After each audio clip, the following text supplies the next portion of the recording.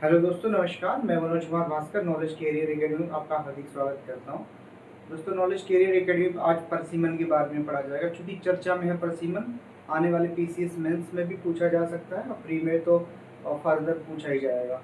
तो दोस्तों, देखते हैं परसिमन क्या होता है, परसिमन भारत में कब हुआ था, इसकी सीटें कैसी बढ़ती हैं, अभी क्या प्रक्रिया है, आगे सेंट्रल विस्टा में कितनी सीटें हो जाएंगी ताकि बैठने के लिए आसान हो। सेंट्रल विस्टा बनाया गया है किस लिए कि परसिमन 2026 में होना है।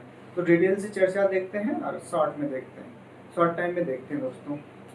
तो परसिमन का मतलब ये है कि परसिमन आयोग का गठन होता है जिसे केंद्र सरकार करती है, चाहे विधानसभा की सीट बढ़ानी हो चाहे लोकसभा की, वो केंद्र सरकार परसिमन आयोग का गठन करता है। परसिमन का मतलब क्या होता है? परसिमन का मतलब होता है सीमांकन।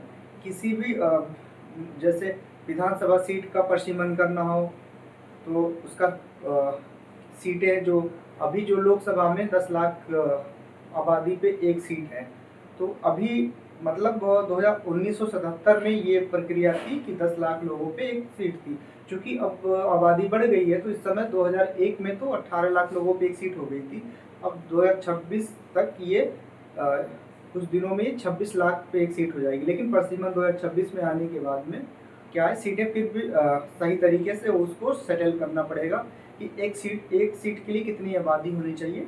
क्योंकि अब सीटों के बढ़ने की समस्या ये है कि अब सीटें बढ़ेंगी, क्योंकि परसिमन होगा तो उसका लिमिट है कितने सीटों पे एक सीट पे इतनी आबादी होनी चाहिए। तो यहाँ से परसिमन का मतलब ये निकला कि परसिमन सीटों के लिए आबादी का कैलकुलेशन करते हैं, कितने आबादी पे एक सीट होनी चाहिए। तो उसका सीमांकन हो जाता है कि इतने दूर की सीटों के लिए एक सीट के लिए इतने दूर की आबादी पे एक सीट होगी। जैसा कि आप जानते हैं कि उत्तर प्रदेश में बहुत से ऐसे जिले हैं जो एक सीट के बराबर भी उनके पास में आबादी नहीं है। जैसे पीलीभीत हो गया, महोबा हो गया, ऐसे दसों जिले हैं उत्तर प्रदेश में जिनके लिए एक सीट के लिए एक जिला पर्याप्त नहीं है। महोबा के लिए और आपका हमीरपुर बांदा का कुछ क्षेत्र हो गया, पीलीभीत के लिए शाहजहानपुर का कुछ क्षेत्र हो गया। ऐसे बहुत सारे जो हैं आपके जिले हैं जो एक जिले पर्याप्त नहीं है एक सीट के लिए। तो आज देखते हैं परसिमन कैसे होता है और इसमें क्या प्रक्रिया होती है, कब का परसिमन हुआ। तो दोस्तों, बताते चले अभी तक जो 4 परसिमन हो चुका है। पहला परसिमन जो हुआ था 1952 में हुआ था। आप देख रहे हैं रिटायर्ड जस्टिस जो अध्यक्ष बनते हैं इसके परसिमन आयोग के, वो मोस्टली सुप्रीम कोर्ट के रिटायर्ड जज बनते हैं। तो बताने में जज अगर कहा जाए तो ये जान लेना कि अब सुप्रीम कोर्ट के ही जज होंगे।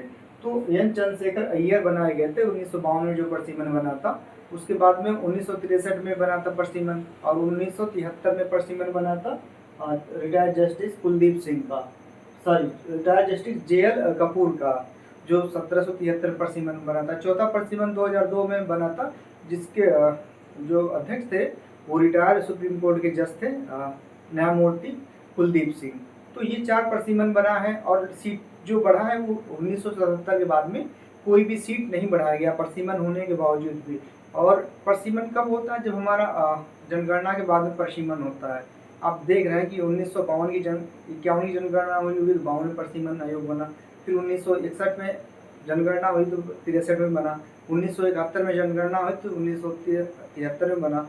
और इसी प्रकार से 81 जनगणना के बाद कोई परसिमन नहीं हुआ, 91 जनगणना के बाद कोई परसिमन नहीं हुआ, 2011 की जनगणना के बाद कोई परसिमन नहीं हुआ। तो अब परसिमन आयोग का क्या कहा जा रहा है कि ये जब ये होगा परसिमन तो 2026 में होगा परसिमन। अब इस इलेक्शन के बाद में जो लोकसभा इलेक्शन 2023 के बाद में परसिमन आयोग का गठन भी किया जाएगा और इस पर कार्य भी प्रारंभ हो जाएगा।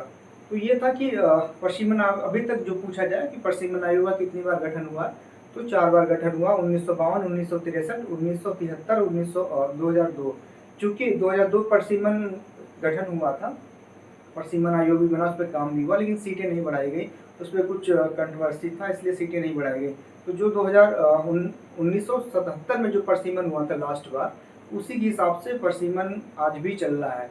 और उसमें कितने विधायक की सीट है, कितने सांसद की सीट है, वही परंपरा पहले से चली आ रही है।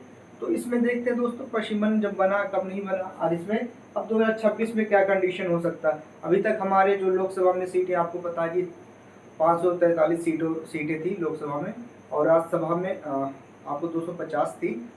हालांकि 550 थी, लेकिन अभी जो सीटें पूरी की जा रही थी 543 पे ही की जा रही थी। ठीक है, तो और लोकसभा विधान राज्यसभा में जो 550 सीटें थी राज्यसभा की, तो उस हिसाब से हमारा संसद भवन था। लेकिन अब जो सेंट्रल विस्टा बना है, तो अब सीटें जो बैठने की होगी, लोकसभा में 888 और राज्यसभा में 322 सीटें हो गई है।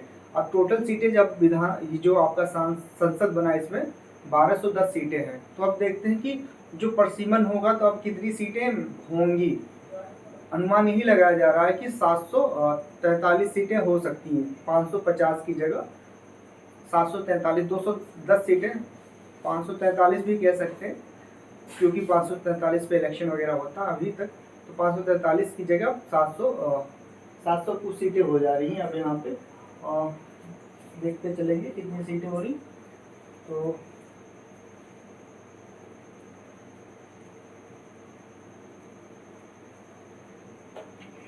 ऐसे सीटें होंगी, 700 कुछ सीटें होंगी, 210 से जोड़ लिया 543 में, तो आप समझ सकते हैं 753 सीटें हो जाएंगी। तो ये इस प्रकार से है। तो अब देखते हैं दोस्तों इसके बारे में। जैसे आप लिखा है कि 1981 में कोई प्रसीमन नहीं हुआ, 1991 में कोई प्रसीमन नहीं हुआ, 1952 में पहला प्रसीमन हुआ, 1963 में दूसरा, 1973 में तीसरा और 2002 में चौथा। अब देखते हैं थोड़ा सा टोटल अभी जो लोकसभा और विधानसभा की टोटल सीटें जो संसद में अभी बनी नई सेंट्रल विस्टा, 1210 सीटें हैं उसमें बैठने के लिए। इसमें 888 लोकसभा के लिए है और 322 राज्यसभा के लिए। और आप देख सकते हैं कि इसके आगे का जो प्रोसीजर है वो, क्योंकि 543 सीटें जब प्रसीमन हुआ था 1973 में, तो 543 सीटें उस समय थी लोकसभा में। और जो राज्य के और केंद्र शासित प्रदेश की विधानसभा सीटें थी लास्ट बार तभी बढ़ी थी, 3771 से 3997 समथिंग बढ़ी थी। ठीक है, तो अब देखते चले कि अब जो सीटें हैं लोकसभा में, जैसे उत्तर प्रदेश में सीट है 80 सीटें, सबसे अधिक बड़ा राज्य है जनसंख्या के मामले में। और यहाँ पे जो सीटें हैं वो 80 है अभी वर्तमान में। और जब प्रसीमन आएगा 2026 का, तो सीटें कितना बढ़ सकती है, तो ये अनुमान लगाया गया है कि जो पूर्वी राज्य हिंदी राज्य है वहाँ पे सीटें बढ़ेंगी, और जो दक्षिण के राज्य हैं वहाँ पे सीटें या तो नॉर्मलाइज बढ़ेंगी या तो फिर माइनस होंगी। जिसमें देखा गया एक केरल एकमात्र ऐसा राज्य है जहाँ पे सीटें घटेंगी, क्योंकि वहाँ केरल में अभी तक लोकसभा की 20 सीटें थी, लेकिन अब की बार वो सीट एक घटेगी, अनुमान ही लगाया गया, कैलकुलेशन जैसा चल रहा है अभी। तत्कालीन बहुत सारी एजेंसीज इस पर काम कर रही है इनडायरेक्टली रूप से। तो सेंसस को देखते हुए एक बार अनुमान लगाया जा रहा है कि लोकसभा में जो है कि एक सीट केरल की जो घटेगी, बाकी तमिलनाडु की बढ़ेगी, कर्नाटक की बढ़ेगी, और भी राज्यों बड़े राज्य उन्हीं का कैलकुलेशन अभी बताया जा रहा है, क्योंकि अभी बहुत अथेंटिक नहीं है, लेकिन हमारे एग्जाम के लिए इम्पोर्टेंट है, क्योंकि सारी चीज़ें आती रहेगी, प्रसीमन क्या है, सारी चीज़ें पूछी जा सकती हैं। तो कुछ जानकारी हमें अभी से रखनी पड़ेगी, ताकि जब हम नेक्स्ट टाइम में जब ये सारी चीज़ें क्लियर हो जाए तो हमें उस पर डिस्कशन करने की ज़रूरत ना हो, बस की पॉइंट पढ़ने की ज़रूरत हो। तो देखते चलते हैं क्या परिवर्तन होने के चांसेस हैं। अभी तक ये हमारी सीटें हैं, आप देख सकते हैं। आप भारत का मैप देख सकते हैं, शायद लोकेशन के हिसाब से सही बना हुआ है। ये राजस्थान है, ये गुजरात है, अब मैं शॉर्ट फॉर्म में लिख रहा हूँ, ये यूपी है, सॉरी ये एमपी है, ये यूपी है, ये बिहार है,